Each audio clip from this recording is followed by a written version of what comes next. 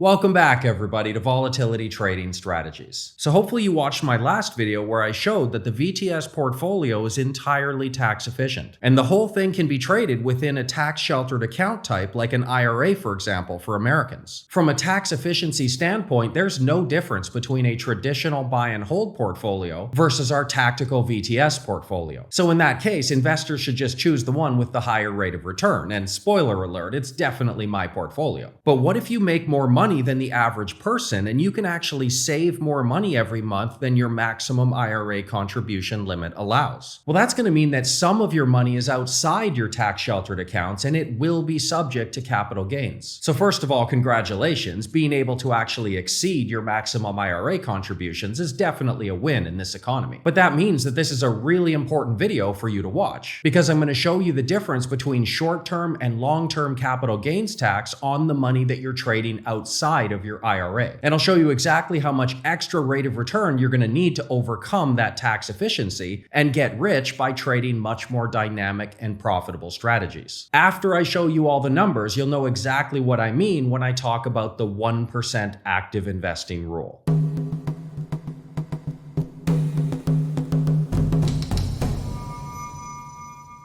All right, so there's three groups that the vast majority of investors out there are going to fall into. Group one are people whose entire investable capital will still be within the maximum contribution limits of a tax-sheltered account. To be honest, way more than half the population is going to be in this group. As we know, unfortunately, about 50% of the population already lives paycheck to paycheck. So to be able to not only save some money, but actually breach their maximum IRA contribution every year, that's probably only about 25% of the population, give or take. And since our VTS strategies are tax efficient and you can trade them within an IRA account, most people are just going to choose that higher rate of return. That was video one that you've already watched. Group 2 and 3 is what we're talking about today. Group 2 are people who do make a really good income, and they will be able to save an additional $1,000 a month above and beyond their already contributed IRA. These people are doing well financially, and some of their capital will be subject to capital gains tax. And then Group 3 are wealthier people, the 1%ers out there who can actually save $5,000 a month, above and beyond their maximum IRA contribution. These lucky people will have the majority of their investable capital subject to capital gains tax. So now that we've defined these three groups, let's run the numbers on exactly what the difference is between active investing, which is subject to short-term capital gains tax, versus passive buy and hold investing that, as long as you're not selling any of those positions, it will be tax deferred for the long run and taxed eventually at a lower rate. So here we are with a basic compound calculator, and let's do Group 2 first. Remember, Group 1 has all their money in an IRA and they can follow VTS tax deferred, no problem. Group 2 is where there is extra money that'll be taxed. We'll give them $100,000 outside of their IRA, and they will be adding $1,000 a month. Remember, they do well financially and they've already done their maximum IRA contribution. This $1,000 is above that. Now this test one here in blue is for the buy and hold investor, which will qualify for long-term capital gains tax. As long as you don't sell any of the positions, it'll be tax deferred until the final withdrawal. Now, currently, for people who make between $44,000 and $492,000, they get the tax advantage 15% rate as long as they're not selling anything. Now, I'm going to use a 7% annual rate of return here. But if you've been watching my content over the years, you'll know that I've talked a lot about how inflated that number actually is. I know most asset managers still use that old tired 7% number, but let's be honest, that was for our parents and grandparents. Most buy and hold portfolios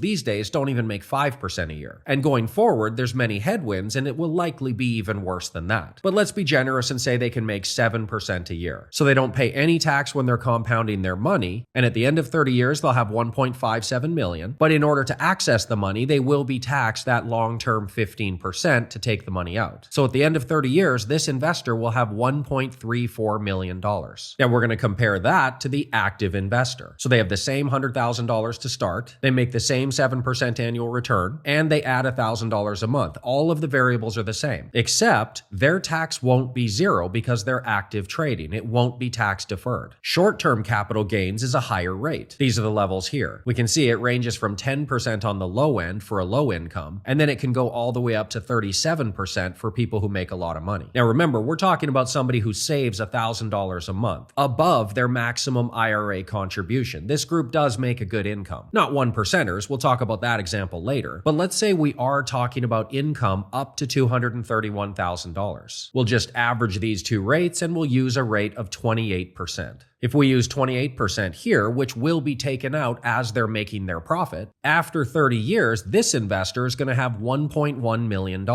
Remember, that's compared to the $1.34 million for the buy and hold investor. So the question is, how much extra rate of return does the active investor need, the green line here, to equal the buy and hold investor, which is the blue line? So instead of that 7% number, let's give them 8%. We can go over here and we can see that it's not quite to the same level. So if we go back and we put 8.5% return, now we can see that actually these two investors are going to end up at the same spot. So for these group 2 people that are making as much as $232,000 a year, they're going to need an extra 1.5% rate of return to make their active investing outperform the passive buy and hold. Just 1.5%. It's not nearly as much as people think it is. And on a lower rate of return, it's even worse. And like I said, buy and hold portfolios probably won't make more than 5% long term. It'll end up to be less than 1% between active and passive, regardless of tax rates. For our VTS portfolio, it's made 22% a year since we launched in January 2012. So active investing really can make a big difference here. But again, we only need a 1.5% difference here to make it pay off long term. And active investing can definitely clear that hurdle. But now let's talk about the 1%ers out there. We'll give this person $500,000 to start. And instead of adding $1,000 a month, this person can add $5,000 a month. Again, they've already maxed out their IRA and they're adding an additional $5,000 a month for active trading. This 1%er at the end of 30 years has $7.9 million in their account, and after the 15% long-term capital gains is removed, they have $6.7 million at the end of 30 years. For the active investor, we're going to keep all the variables the same, so $500,000 to start, 7% rate of return, adding $5,000 per month, but this person makes even more money and the tax won't just be 28%. Now we're talking about people who make even more money. So for the 1%ers, it's probably going to be around 35 to 37% tax. We'll take an average of the two and make it 36%. This active investor at the end of 30 years has $4.99 million, which is lower than the $6.7 million for the buy and hold investor. So again, same question. How much additional rate of return does the very wealthy active investor need to beat the buy and hold passive? Let's do the same 8.5% from before.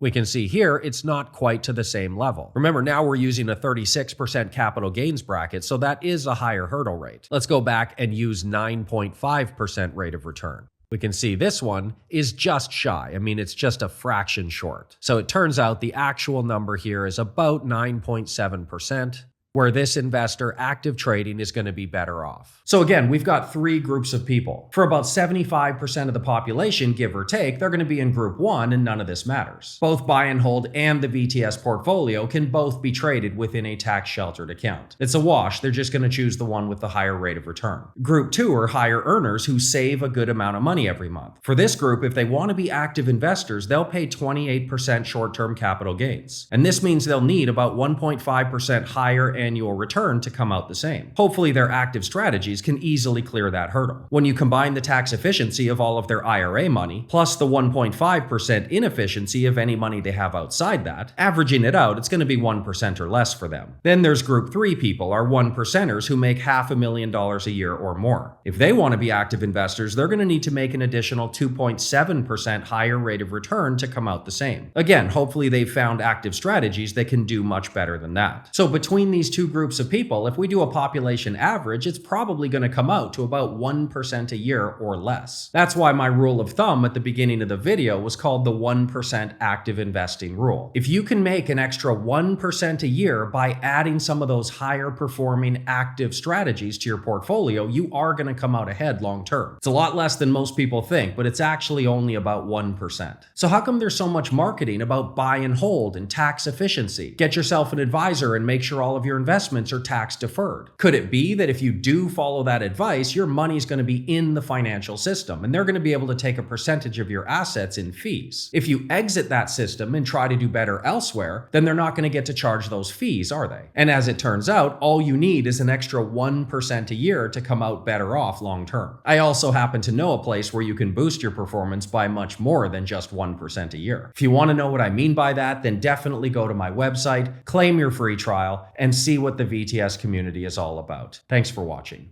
So for an extensive volatility metrics dashboard updated daily, and to see all of the live trades for our tactical rotation and option strategies, click this link right here and claim your free trial to the VTS community. You're always welcome to join us anytime. See you next time.